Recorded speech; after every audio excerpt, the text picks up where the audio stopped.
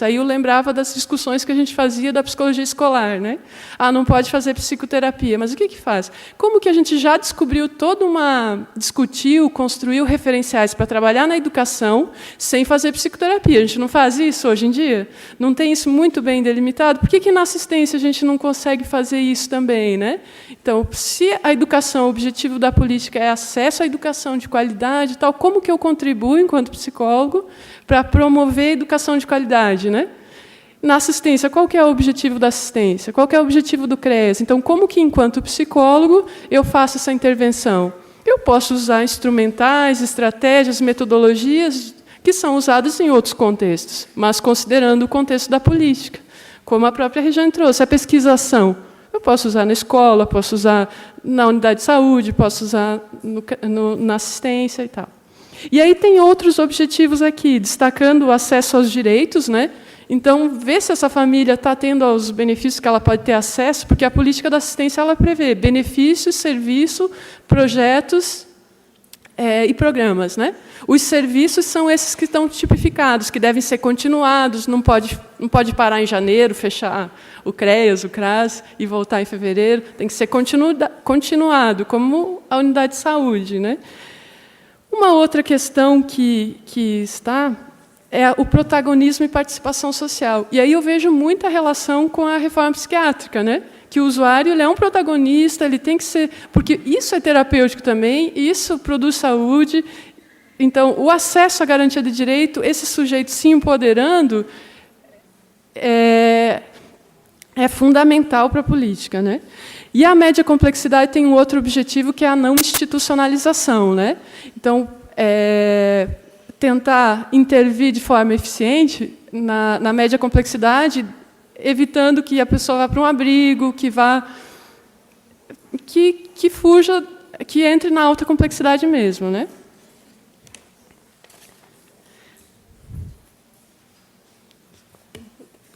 Aqui eu trouxe, mas não vou ler, a tipificação também coloca o trabalho essencial, o PAEF, né? Então, o que eu faço no PAEF, né?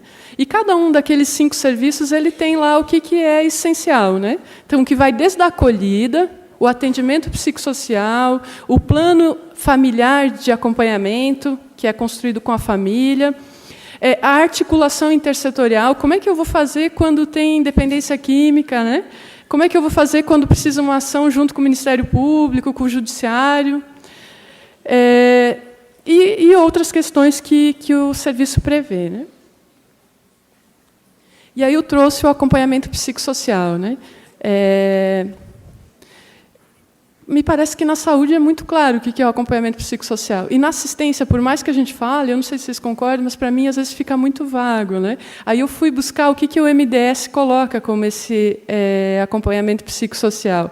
E aí ele vai trazer lá, o acompanhamento psicossocial tem como objetivo ainda proporcionar uma reflexão e avaliação permanente acerca das metas, objetivos e compromissos pactuados no plano de atendimento. Então, nesse acompanhamento psicossocial, eu vou conhecer quem é a família, quem é o indivíduo que eu estou acompanhando, qual a sua história, quais seus vínculos. Vou tentar criar espaço de discussão do que ele está vivendo de uma forma crítica, de uma forma que ele se coloque como sujeito e não eu dizendo qual que é a melhor saída para ele, né? Então, tudo isso está previsto aqui. E que tem a ver também com o que faz a saúde, com o que faz outras políticas públicas, né? E aí eu coloquei alguns desafios aqui, né? Então, como eu coloquei antes, a gente só tem 82 municípios com CREAS no estado. E desses 82, nem todos possuem a equipe adequada, tá? A equipe de referência, que a gente chama. As demandas são muito maiores do que a capacidade das equipes de atender, isso na maioria dos casos, tá? Apenas 6 municípios possuem centro POP, que é centro para a população de rua. Em geral, a gente não tem construção de diagnósticos, né, que poderiam ser diagnósticos integrados da política da assistência com a política da saúde, poderia se pensar, porque não precisa ser específico da assistência, porque as questões de violação de direito não são só da assistência, né? Mulheres vítimas de violência, criança vítima de violência, elas estão previstas para ser atendidas na saúde também, né? Então, assim, aí que entra a necessidade de dialogar, de ver onde é que pode estar fazendo ações integradas, né? Um outro desafio é reordenamento dos serviços da assistência social nos municípios. Então, assim, os municípios ainda têm muitos programas que vinham antes da tipificação e que aí fazem uns ajustes meio improvisados lá. Muda o nome, mas tinha um programa lá na rodoviária de volta para casa, que dá passagem, né? Transforma em abordagem social, né? Então, assim, a gente vê esse tipo de coisas, né? Então, assim, a gente precisa avançar nisso, né? Não só mudar os nomes, realmente construir serviços, metodologias com os próprios profissionais. A gente até esteve num município há mais ou menos uma semana atrás, e foi bem interessante que eles estão há 1 ano com reuniões sistemáticas discutindo a metodologia e a integração dos serviços de acordo com a tipificação. E a gente já começa a ver alguns resultados positivos. Então, assim, eu falei muito dos lados negativos, mas a gente vê alguns avanços também, tá? Um outro desafio é a questão das equipes insuficientes, que eu coloquei antes, né? Porque o que acontece? Como é uma política, são serviços novos, então, assim, além do atendimento, tem toda a parte de construção das metodologias, toda essa parte de articulação com a rede, né?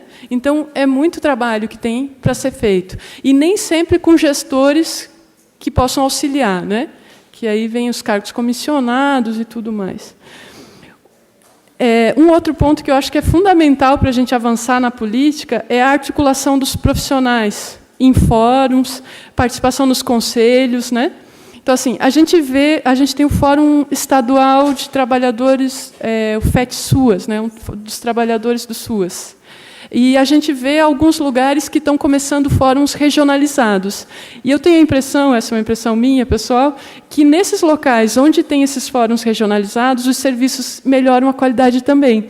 Por quê? Porque os profissionais começam a debater as questões que são questões comuns, né? E aí a importância de evento como esse, para a gente estar parando, porque a gente geralmente não tem tempo para parar, para pensar, para discutir, para articular, né? Então, às vezes, a dificuldade de um lá, o outro já conseguiu avançar, né? Então, seria isso. Eu agradeço a atenção de todos.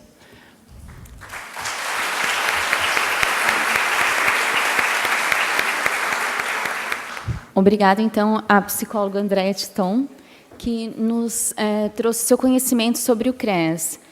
Para dar continuidade à nossa mesa redonda, nós passamos a palavra, então, para Magali Regis Franz, que é assistente social e é atualmente presidente do CRES, do Conselho Regional de Assistência Social. Não. Serviço Social, desculpa. E ela é especialista em administração pública e recursos humanos. E é secretária municipal de assistência social do município de Itajaí. Faz parte da Secretaria Municipal. Trabalha na Secretaria Municipal de Assistência Social do município de Itajaí. Boa tarde a todos. Gostaria de cumprimentar o CRP pela organização dessa mesa, porque discutir a rede de atenção psicossocial na assistência social e a intersetorialidade é tratar do nosso dia a dia, né? Dos nossos dilemas que vivenciamos lá na ponta, onde estamos trabalhando, né? Lidando com diferentes situações em meio a uma sociedade que fala muito em seguridade social, fala muito em direitos, mas que os nega, né, diariamente. Então, eu acho que esse é o nosso grande foco de debate nesta tarde. Eu acho que, antes de analisar, as minhas colegas trouxeram muitas questões referentes à assistência social, mas eu acho que o que nós temos que analisar, antes da assistência, é o que é uma política pública. A assistência social, como já foi falado, ela, historicamente, ela sempre foi vinculada à questão da caridade, né, da igreja, de uma política que não tinha um caráter de política pública, mas sim associada a uma questão de assistencialismo, né? sempre com a questão do favorecido e não com a questão de um cidadão, de um usuário de um serviço que tem direito a esse serviço, né? Da mesma forma como confunde-se a assistência social com a igreja, também confunde-se a assistência social somente voltada à questão da vulnerabilidade da renda. Não se vincula a assistência social às necessidades humanas, se vincula somente à questão da renda.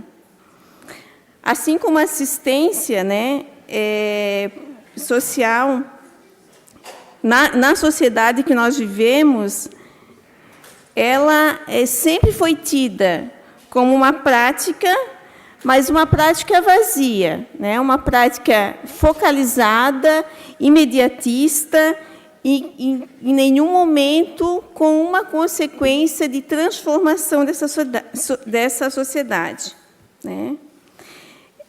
A operação da assistência, ao longo dos anos, ela sempre teve um sentido de provisório, mantendo-se isolado e desarticulado das práticas sociais e a discussão sobre as desigualdades sociais vivenciadas no nosso país. Com a isenção da assistência social como direito público, na Constituição de 88, com a promulgação da Lei Orgânica da Assistência Social, né, e com a criação do Sistema Único de Assistência Social, a assistência ela passa a ser entendida como uma política pública de direito do cidadão e dever do Estado. Porém, como já foi falado pelas colegas, muito ainda temos a avançar. Nesses últimos anos, com a implementação do SUAS, se preocupou-se muito com a questão da normatização do sistema, mas ainda não estamos no nível, essa é uma avaliação, né, que faço enquanto trabalhadora da área, não estamos no nível ainda de discussão da efetividade desse sistema, né? O que significa termos ações que possam fazer realmente com que essa população, principalmente aquela população desprovida de renda, né, saia dessa situação de miserabilidade. Temos vários discursos, né, governamentistas, no sentido de superação da pobreza, da miséria, mas o que a gente vê, né, diante desses programas? Que eles são meras, desculpe a expressão, mas o sentido que eu vejo para isso são migalhas, né, para fazer com que a população permaneça na sua condição de assistido e em nenhum momento se discuta a questão da transformação dessa desigualdade social que vivenciamos. Então, a efetivação do SUAS, ela busca uma política integrante da Seguridade Social. A Seguridade Social, aqui entendida em seu sentido amplo, não somente na questão da assistência, mas Seguridade pensando em saúde, educação, previdência social, habitação, né, onde tenhamos pelo menos as condições básicas para o desenvolvimento humano. Dessa forma, a concepção de assistência social e sua materialidade em forma de proteção social básica ou especial, de média e alta complexidade, requer inserir outras formas, requer que um conjunto de proteções previstas pela Seguridade Social. Ou seja, a assistência ela deve ser entendida como uma política exclusiva de proteção social. Deve articular os seus serviços, os seus benefícios aos direitos assegurados pelas demais políticas sociais, a fim de estabelecer nesse âmbito de seguridade. O SUAS ele não pode ser encarado ou executado somente como uma simples técnica de gestão.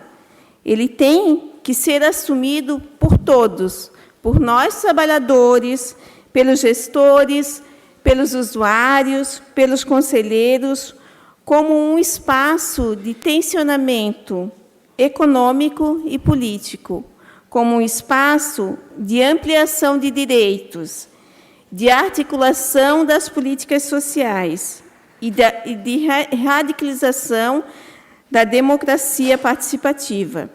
Só assim poderemos construir um verdadeiro espaço de consolidação da assistência social como um direito do cidadão e um dever do Estado.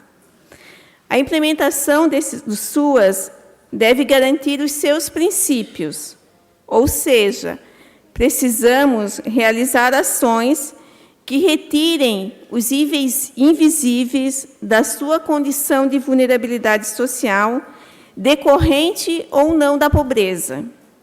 Para isso, temos que investir no financiamento dos programas da rede socioassistencial e não somente nos programas de transferência de renda. O que a gente vê hoje é um incentivo muito grande à transferência de renda, Fala-se do Bolsa Família, do BPC, agora aqui em Santa Catarina temos o Santa Renda. E quais são os investimentos nos programas socioassistenciais? Para vocês terem uma ideia, em 2012, o valor per capita investido pelo MDS nos programas socioassistenciais era de R$10 mês. O que fazer diante de um recurso que não garante a efetivação nem de um dia de trabalho, quanto mais de um mês inteiro? Então, assim, essa discussão que nós, enquanto trabalhadores da área, temos que efetivar. Além da discussão da assistência social, é importante que a gente possa problematizar o tema da intersetorialidade, que ela é tão difundida e disseminada no Estado brasileiro para a garantia da sua manutenção.